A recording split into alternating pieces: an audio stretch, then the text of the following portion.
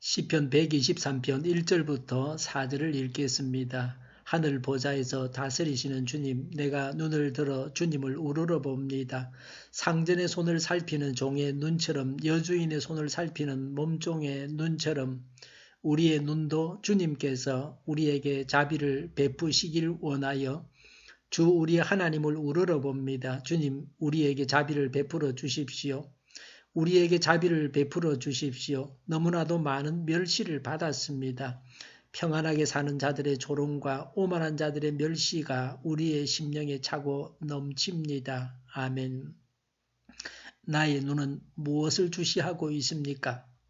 도움이 어디서 올지 몰라서 두리번거리고 있지 않습니까? 죄를 보면 죄를 짓고자 하는 유혹을 받지 않습니까? 선악과를 보면 따먹고 싶어집니다. 무엇을 보고 무엇을 듣는가 하는 것이 중요합니다. 하나님을 바라보며 구원하시며 복 주실 분이 하나님이심을 분명히 알아야 합니다. 지금 나의 눈은 하나님을 주시하고 나의 마음으로 하나님을 묵상하고 있습니까? 주인의 손을 살피는 여종이 주인이 하실 일을 기대하고 바라보는 것처럼 하나님을 바라봅시다. 시인이 당하는 고통에 대해서 말씀하고 있습니다. 4절에 평안하게 사는 자들의 조롱이 있었습니다. 3절에 너무나도 많은 멸시를 받았습니다. 잘되고 부흥하면 그렇지 못한 자들을 은근히 조롱하고 멸시합니다. 내가 잘한다고 그렇지 못한 자들을 조롱하고 멸시하지 않습니까? 내가 건강하다고 병든 자들을 깔보지 않습니까?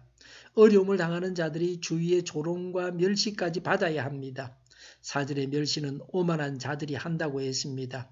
남을 멸시함으로 남에게 고통을 주고 스스로는 범죄하게 됩니다. 남을 멸시하는 오만을 버려야 합니다. 오히려 잘될 때 하나님께 감사하고 잘되지 못한 자들을 위로하고 격려하고 세워주는 것이 하나님의 뜻입니다.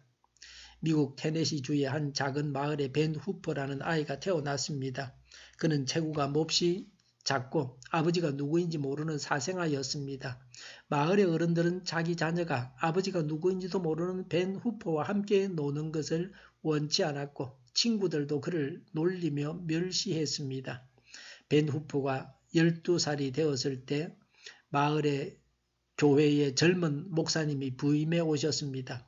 벤 후프는 그때까지 교회에 가본 적이 없었습니다. 그 젊은 목사님이 가는 곳마다 분위기가 밝아지고 사람들이 격려를 받는다는 소문을 듣고 교회에 가보고 싶었습니다.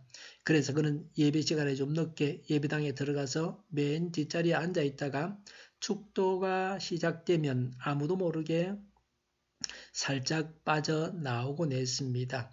몇 주가 지난 어느 날 벤 후퍼는 목사님의 설교에 너무나 깊은 감명을 받았습니다. 잠시 감동에 젖어 있는 사이에 예배가 끝나 사람들이 밖으로 나가고 있었습니다. 벤 후퍼도 사람들 틈에 끼어 나오면서 목사님과 악수를 하게 되었습니다. 목사님은 벤 후퍼를 보고 내가 누구의 아들이더라 하고 말했습니다.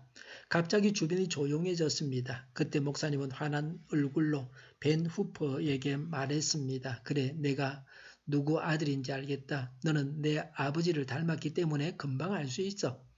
목사님은 계속해서 말했습니다. 너는 하나님의 아들이야. 내 모습을 보면 알 수 있거든.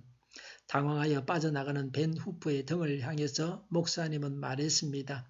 하나님의 아들답게 훌륭한 사람이 되어야 한다. 세월이 흘러 벤 후퍼는 주지사가 되었습니다. 주지사 벤 후퍼는 다음과 같이 말했습니다. 그때 그 목사님을 만나서 내가 하나님의 아들이라는 말을 듣던 그날이 바로 테네시주의 주지사가 태어난 날입니다. 라고 했습니다. 지금 조롱과 멸시를 받고 있습니까? 3절 말씀대로 하나님의 자비를 구하십시오. 하나님께서 자비를 베푸셔서 잘 되게 하시면 문제는 해결되어집니다. 주님 우리에게 자비를 베풀어 주십시오 라고 기도해야 합니다. 사람에게 원한을 품지 말고 미워하지 말고 범죄하지 말아야 합니다. 하나님의 자비를 구하고 하나님을 바라봐야 합니다. 해결하시는 분은 하나님이시기 때문입니다. 어느 날 루트는 친구가 벼락을 맞아 죽은 것을 바로 옆에서 목격하게 되었습니다. 그는 그것을 보고 너무 놀라서 하나님을 맞이할 준비를 했다고 합니다. 루트는 오랫동안의 번민 끝에 수도원을 찾아가서 수도와 경건 생활로 천국에 갈 준비를 시작했습니다. 그러나 고민은 그를 떠나지 않았습니다. 그 고민의 핵심은 고행이나 독신, 청빈이 과연 하나님이 받으실 만한 선일까 하는 문제였습니다. 그는 스스로의 노력으로 천국에 갈 수 있을까 번민하다가 하나님의 말씀을 보기 시작했습니다. 시편과 로마서 연구를 통하여서 의인은 오직 믿음으로만 의롭다함을 얻을 수 있다는 근본 진리를 발견했습니다. 그리고 종교 개혁의 기치를 들었습니다. 그는 구원의 진리를 설명할 때 믿음을 빈손에 비교하곤 했습니다. 빈손까지 자신을 채우라. 그리고 하나님의 자비와 긍휼만 의지하고 하나님께 맡기라. 그러면 하나님이 은혜로 채워주신다. 하나님 앞에 쓰임받는 사람은 언제나 하나님 앞에서 자신을 비우고 가난한 마음을 소유하는 것입니다. 조롱과 멸시를 받을 때에 원한을 품거나 미워하지 말고 우리의 눈은 하나님을 바라봐야 합니다. 하나님의 자비를 구해야 합니다. 기도하겠습니다. 조롱하고 멸시해도 원한을 품지 않게 하옵소서. 미워하지 말게 하옵소서. 하나님을 바라보게 하여 주시옵소서. 오늘도 밤에 있을 기도회를 주장하여 주시옵소서. 하나님 홀로 영광을 받으시옵소서. 악한 것이 틈타서 교회로 오지 못하는 사람들이 없게 하여 주시옵소서. 하나님의 자비를 구합니다. 정의가 강물처럼 흘러가는 나라와 세상이 되게 하여 주시옵소서. 코로나19가 사라지게 하여 주시옵소서. 의료진들을 지켜주시고 새 힘을 다하여 주옵소서. 우리 동일교회가 만군은집하게 하여 주시옵소서. 예수 이름으로 명하노니 모든 병만은 물러가고 몸의 모든 부분들 온전하게 될지어다. 신유의 기적을 베푸셔서 지금도 저희의 질병을 고쳐주시옵소서. 저희와 교회와 이 나라의 민족을 불쌍히 여겨주시옵소서. 독재는 끈이 무너지고 적화 통일이 되지 않고 평화 통일을 이루게 하여 주시옵소서. 전쟁 위험이 사라지게 하시며 신앙의 자유를 누리며 살게 하여 주시옵소서. 하나님을 대적하는 세력들이 바로 망하게 하여 주시옵소서. 국회와 정부가 하나님이 기뻐하시는 법만을 만들게 하시며 반성경제의 모든 법과 영과 내기와 가짜임금법이 즉시 폐기되게 하여 주시옵소서. 이 나라의 지도자 복을 허락하여 주시옵소서. 지진이 나지 않게 하시며 출산율이 올라가게 하여 주시옵소서. 자녀를 낳고 살만한 성적으로 건전한 나라가 되게 하여 주시옵소서. 에너지 정책, 재활용품 정책을 제대로 세워도 지평하게 하여 주시옵소서. 상품 속에 쓰레기를 담아서 보내는 그런 일들을 제지하고 관리하고 막는 그런 정부가 되게 하여 주시옵소서. 늘 맑은 공기를 마실 수 있게 하여 주시옵소서.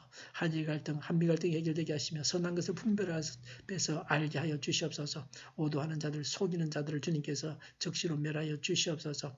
오늘도 하나님 안에서 차고 넘치는 삶, 복된 삶을 살게 하여 주시옵소서. 감사와 찬양을 주님께 돌려드리며 예수님의 이름으로 기도하옵나이다. 아멘.